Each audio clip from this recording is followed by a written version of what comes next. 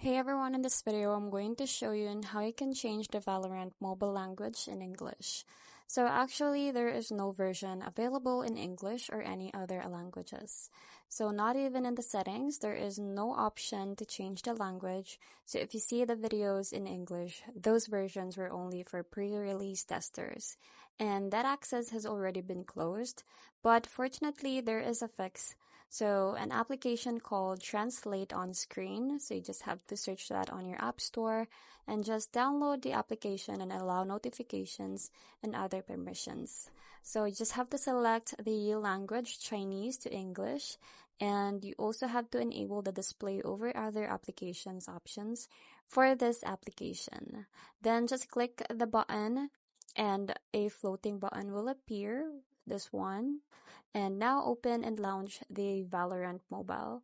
So unlike normal translation applications, you don't have to leave your game to take screenshots or copy the text.